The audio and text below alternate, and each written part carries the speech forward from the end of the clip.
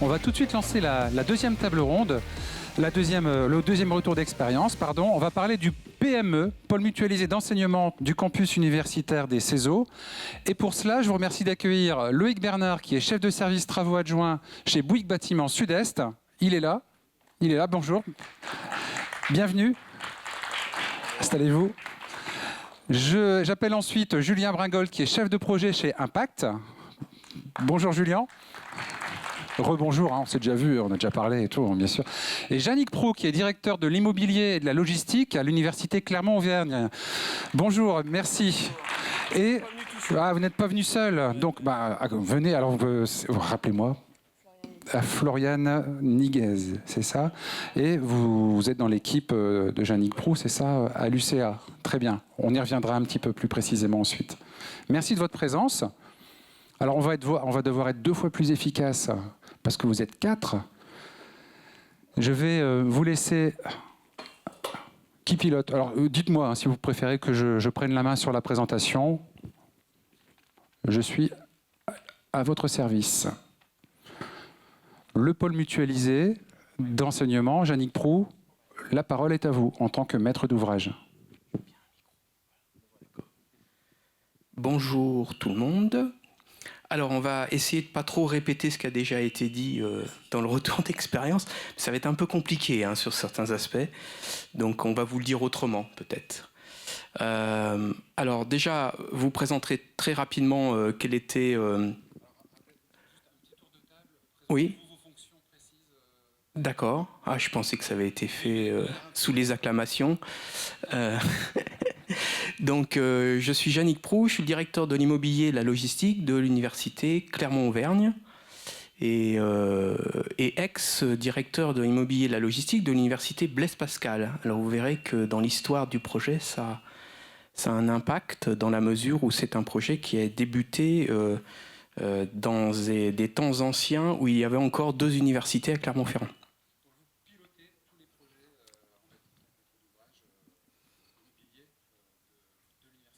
Absolument. Vous êtes accompagné? Alors, je suis accompagné... oui, ça n'a pas été bien fait correctement, là, du coup. Je suis accompagné de Floriane Niguez, qui est donc chargée d'opération au sein de la direction et qui a suivi plus spécifiquement l'opération qui nous sert de retour d'expérience aujourd'hui. Donc, Floriane va certainement intervenir plus spécifiquement que moi lorsqu'il y aura des questions trop précises. Alors... Oui.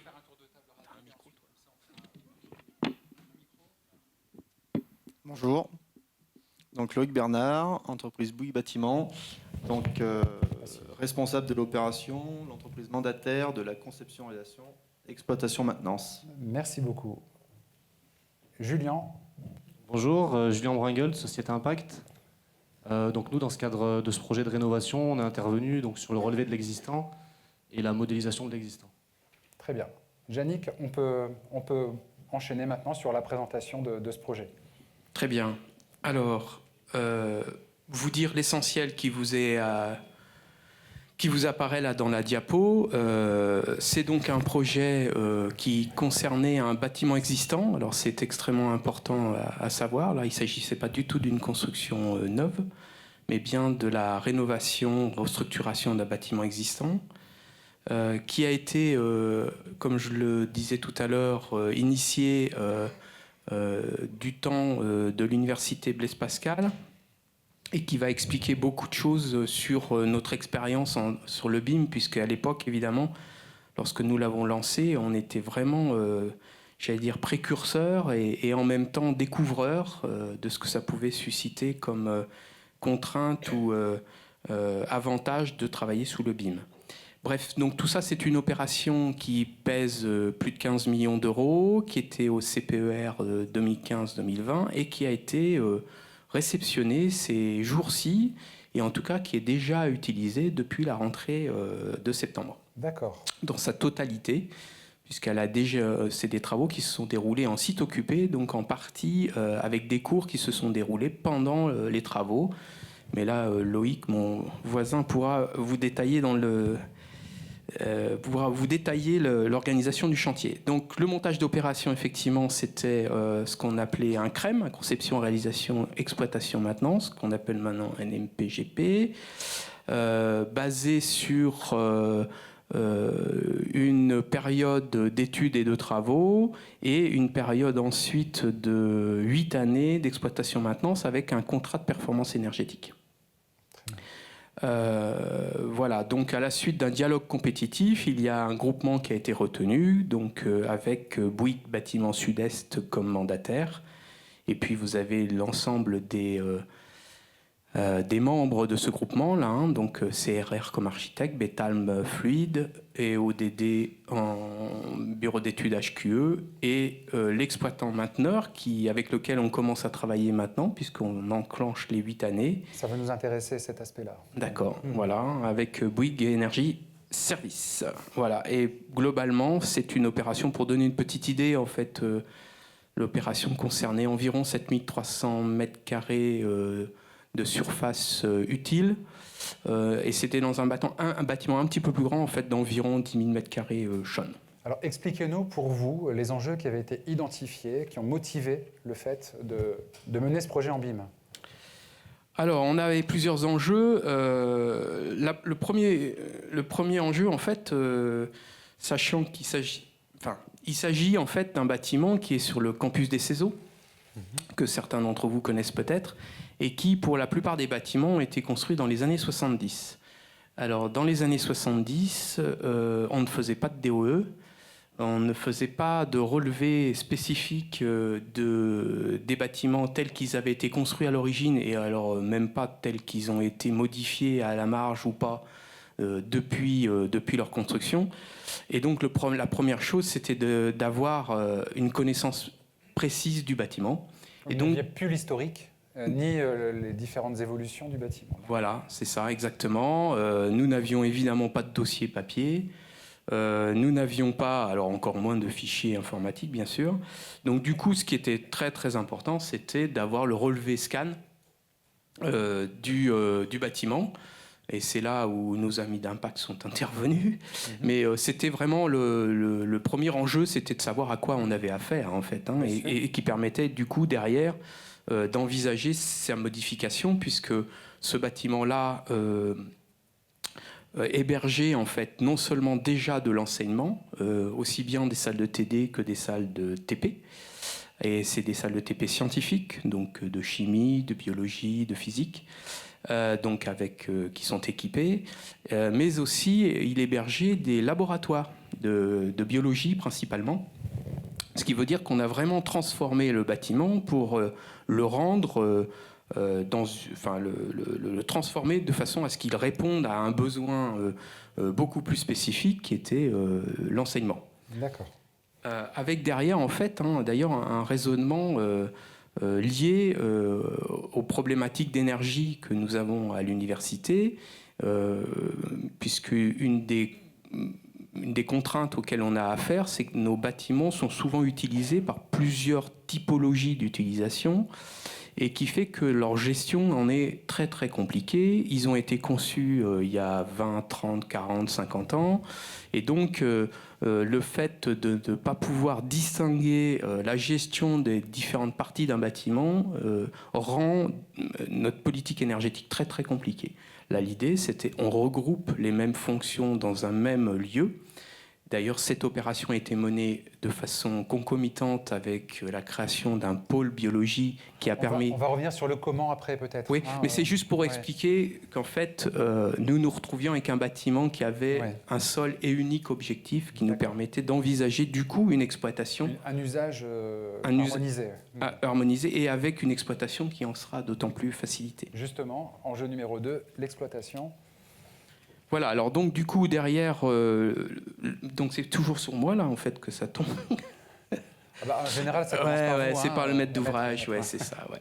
Alors évidemment, le but du jeu derrière, c'était de se lancer dans l'idée qu'on pouvait non seulement connaître le bâtiment existant, mais derrière de pouvoir l'exploiter. On en verra peut-être après les limites. On a entendu une stat sur les étapes précédentes disant que le coût d'un bâtiment, c'était à 80-85% post-livraison, quoi, sur toute sa durée de vie. Donc les enjeux sont importants sur l'après. Exactement, exactement. Et encore une fois, là, nous étions un peu défricheurs à Oui, l'époque. oui, oui. Il faut bien se remettre dans les enjeux de l'époque. Mhm. Et puis derrière, évidemment, l'idée, c'était de pouvoir extraire et intégrer les données patrimoniales parce que le temps avançant, la fusion des deux universités clermontoises étant, j'allais dire, lancée, le principe, hein, nous savions qu'à partir du 1er janvier 2017, nous allions être une seule et unique université, et donc avec un système d'information patrimoniale unique et harmonisé. Voilà. D'accord. OK. Ensuite, les enjeux suivants. Donc, les enjeux au niveau de l'entreprise. Donc, on a profité effectivement que l'Université Clermont-Auvergne souhaite réaliser donc cette conceptualisation avec un BIM pour cibler à peu près 4 enjeux au niveau exécution. Ouais. C'était surtout pour nous un moyen de fiabiliser l'économie du projet, surtout en phase de réhabilitation. Donc, avec un enjeu très important de l'état des lieux existants, nous permettant effectivement de fiabiliser nos hypothèses structurelles, de phasage, de passage de réseau. Ouais, limitation des risques, quoi, finalement. D'accord. Donc, ce qui est très important dans la réalisation d'un bâtiment comme ça, c'est de penser à la technique, au passage des réseaux, de façon à pouvoir alimenter et garder le bâtiment en fonctionnement pendant la durée totale du chantier, avec le côté existant qui doit être maintenu en exploitation, et le côté travaux. Donc ça, c'était ça regroupe un petit peu l'enjeu numéro 1 au niveau économie du projet, et l'enjeu numéro 2, donc qui permettait effectivement d'optimiser donc le passage des réseaux par rapport à la maquette existante. D'accord, très bien. Ensuite, rapidement, pour qu'on puisse enchaîner. Alors rapidement, sur l'enjeu du la BIM méthode. pour nous, c'était vraiment un outil de préparation au chantier. Pendant toute la phase APD et Pro, c'est devenu vraiment l'élément essentiel à la préparation des dossiers. On a pu faire participer tous les acteurs du dossier, et notamment pour anticiper les besoins du client et au niveau surtout exploitation. Pour voir par exemple l'encombrement que peut avoir une CTA, pour venir changer, entretenir des filtres. Donc repenser la dimension des locaux techniques prévus initialement. Donc, toutes ces choses sont des choses qui ont évolué grâce au BIM pendant la phase APD, donc avant projet et pro. Et plus de collaboration du coup en amont et de concertation en amont grâce avec un outil visuel, ouais. Ah ouais. Donc encore une fois, on l'a vu tout à l'heure, un outil de médiation aussi, quoi, un peu. Tout à fait. Et puis après, pour nous, l'enjeu numéro 4, c'est l'enjeu qui est en cours aujourd'hui, c'est de se servir au maximum de la maquette et des informations données en renseignement, donc sur la maquette, pour optimiser notre présence sur site. Ouais. Donc venir directement sur l'objet nécessitant un réglage ou une intervention de notre part. Gagner en efficacité en matière d'intervention. D'accord. Merci. Pour Impact, alors dans le processus maintenant, comment ça s'est passé? Donc ça a commencé par un scan, si j'ai bien compris, c'est ça? C'est ça, du coup, je ne sais pas s'il y a... Floriane, peut-être pour l'enjeu du scan? Du coup, oui, vu qu'on n'avait pas de plans DOE initiaux, on a lancé une consultation pour avoir un scan total du bâtiment. Donc on a rédigé un cahier des charges avec un niveau de définition 2 parce qu'on n'avait pas aussi besoin de choses dans le détail vu qu'on allait faire beaucoup de définitions, de travaux, excusez-moi, de modifications. Et donc ensuite, c'est Impact qui a eu marché et qui est intervenu sur site. Alors ça consiste en quoi le scan? Du coup, il y avait peut-être quelques slides, si on peut avancer, pour imager la chose. Vous voulez les animer? Enfin, dites-moi. J'y vais. Allez, go. Voilà, donc là j'ai mis un petit exemple donc, du relevé qui a été fait. Quelques chiffres pour montrer que le relevé, c'est un relevé quand même conséquent. Donc dans le cadre de la démarche BIM lancée, il était du coup évident de faire un relevé 3D directement pour pouvoir livrer des éléments 3D, des photos 360 et ensuite faire une maquette de l'existant qui a servi de base en fait de l'étude. Donc 1055 stations Ouais, c'est ça. qui ont scanné simultanément Non, l'une après l'autre, mais au total, voilà. Des points, oui, C'est ça. des points. Ouais, c'est des stations qu'on D'accord. déplace en fait. Très bien, oui. Et voilà. J'ai eu peur. Ok. Dites-moi si, Oui. si je dois avancer. Ouais. Hein. Ouais, ok. Donc là, voilà, c'est un exemple du coup de la maquette de l'existant qu'on a fait justement grâce à la donnée qu'on a vue avant, hein, c'est-à-dire le nuage de points.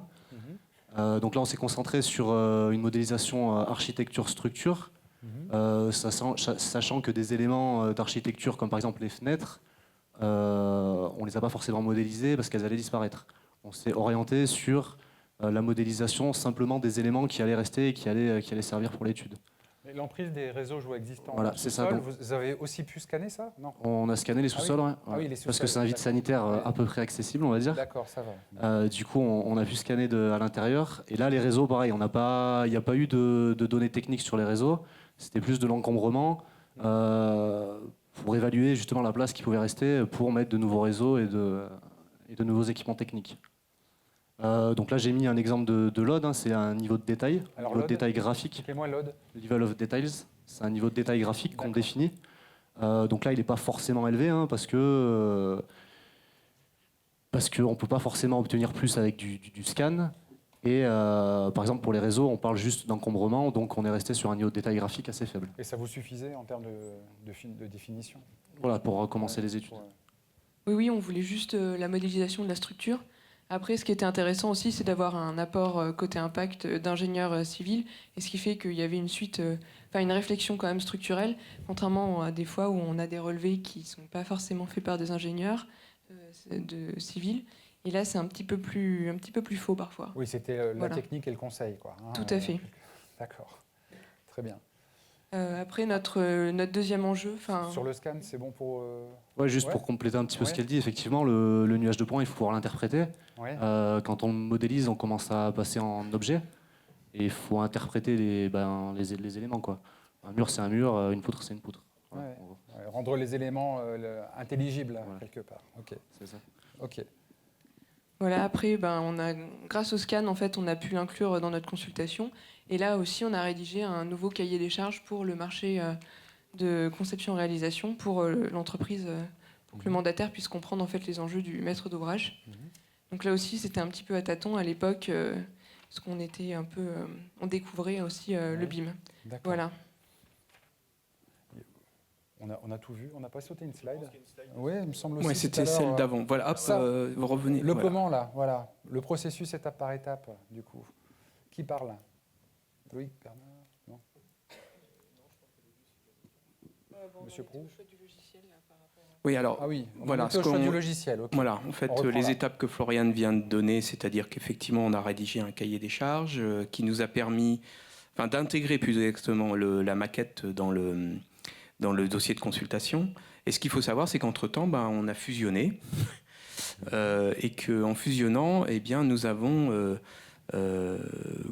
choisi une application de base pour notre système d'information patrimoniale. Entre les deux. On peut la citer. Hein, Oui, c'est Abila, voilà, qui a été choisi dans le cadre d'un processus d'ailleurs de choix au niveau national pour les universités. Et donc, à partir de là, on a pu commencer aussi à travailler sur un certain nombre de conditions, de contraintes que nous n'avions pas au départ. C'est-à-dire qu'on a lancé la consultation, nous n'avions pas encore Abila, on a acquis Abila. On a commencé aussi à essayer à apprendre à s'en servir, j'allais dire, et puis derrière, à pouvoir déterminer ce qui a été déjà dit tout à l'heure, c'est-à-dire le mappage, toute la codification et toute la charte nouvelle, graphique pour nous, qui était impérative, bien sûr, puisque c'était entre deux universités. Alors, transition, le rôle d'un BIM manager, les rôles du BIM manager sur ce projet, on ne les a pas encore détaillés. Comme l'a dit Yannick, donc effectivement, ce qui était très important, nous, c'est d'impliquer un BIM manager donc au sein du groupement dès la phase, donc dès l'avant-projet, pour pouvoir définir, effectivement, établir une charte BIM, définir et mettre en place des gabarits. Donc, notamment en corrélation avec les besoins du client et surtout avec l'exploitation future que le client fera. Donc, comme l'a dit le groupe précédent, donc, ce qui est très important, c'est mettre un point de référence qui est respecté tout au long du BIM, d'utiliser une plateforme de communication. D'accord. Vous avez utilisé, on peut citer les solutions, soyons concrets. C'était un SharePoint, c'était une plateforme, effectivement. Un SharePoint, d'accord, une plateforme collaborative. Collaborative. Et puis après, le rôle du BIM Manager, c'était de vérifier et de contrôler les maquettes et la superposition des différents calques, voilà, des différents IFC. Très bien. Ok. Je reviens sur la scan retour d'expérience, du coup. Alors, qui commence sur les points positifs? Donc, du coup, en fait, la partie BIM sur notre projet, ça nous permet en fait d'avoir un accès rapide pour les services techniques qui sont présents sur le campus aux fiches techniques qui ont été incrémentées dans la maquette numérique dans le DOE. Donc, ils savent tout de suite ce qu'ils doivent remplacer, quel type de luminaire, etc. C'est-à-dire que sur la maquette, comment ça se passe? Loïc nous montrera après, mais oui, on a les fiches de données incrémentées. On a donc du coup un accès à l'information. Ah, mais ça, c'est plus côté Bouygues. Excuse-moi. Non, vas-y. Non, après, effectivement, c'est une information rapide. Donc, comme je disais tout à l'heure, qui permettait de valider des hypothèses de structure. Et en termes d'architecture, c'est un outil très efficace, rien que sur chantier, pour expliquer le rendu attendu. Donc là, on peut voir notamment deux illustrations où on a le rendu final avec le BIM qui nous a servi, avec la maquette qui nous a servi à faire les travaux. Donc on peut voir effectivement que les deux photos sont quand même très proches, d'où l'efficacité de la maquette. Peut-être que la question sera posée après, mais je la pose. Est-ce que vous parliez de gains, de rapidité, etc. Est-ce que ce sont des choses que vous avez ou que vous envisagez d'estimer en termes de gains sur une opération similaire? Oui, on va essayer de faire un retour d'expérience au niveau économique, mais c'est sûr qu'aujourd'hui, on tend à développer le bon du premier coup en termes d'exécution. Donc, ce qui est appréciable, et surtout pour le client, je pense, ça évite d'avoir des imprécisions, des choses à refaire. Et surtout au niveau des entreprises sur place, je pense qu'elles s'y retrouvent, parce que c'est jamais agréable de venir refaire ce qui a été fait, dû à une mauvaise implantation ou une mauvaise compréhension de la lecture des plans. Donc, pour revenir un petit peu et compléter ce qu'a dit le groupe précédent, nous, on avait la chance sur le chantier d'avoir un écran à disposition des entreprises. Donc, alors, pour certaines entreprises, elles étaient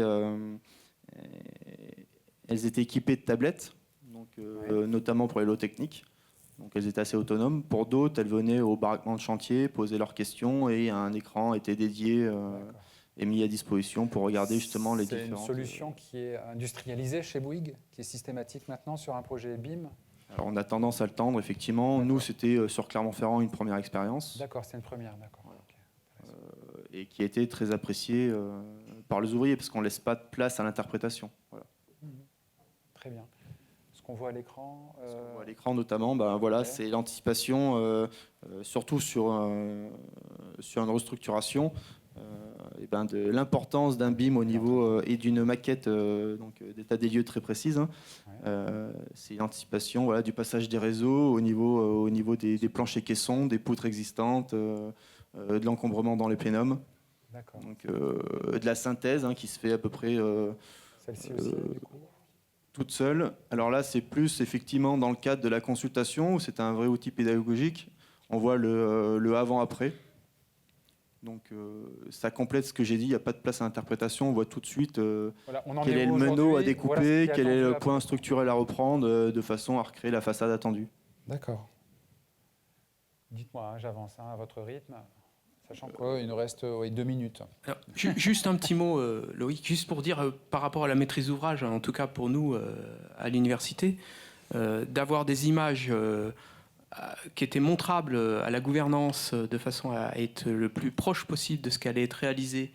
Et comme on l'a vu tout à l'heure là sur le hall d'entrée, entre ce qui était prévu, ce qui avait été numérisé et la réalité, il y a si peu de décalage que du coup on était capable de donner rapidement, en fait des images tout à fait utilisables. Pour vous, c'était nouveau, ça? Ah bah complètement, Ouais, d'accord. complètement. Vraiment, vous l'avez constaté d'expérience Ah bah absolument. Et puis, alors j'ai rien contre les perspectives d'architecte, bien Non. évidemment, au contraire, mais là pour le coup, on est dans la, j'allais dire on est dans la réalité. C'est évidemment pas vrai, mais pour autant on était le plus proche possible de ce qui a été réellement réalisé, et ça c'est très très appréciable. D'accord. Accès immédiat à l'information, on l'a déjà évoqué ou... Voilà, donc là, c'est l'illustration du DOE un petit peu, DOE numérique, hein, avec les différentes informations demandées par le client au début du chantier, qu'on peut retrouver du coup sur la maquette. Donc avec la codification ABILA, la référence de plan, le type de produit,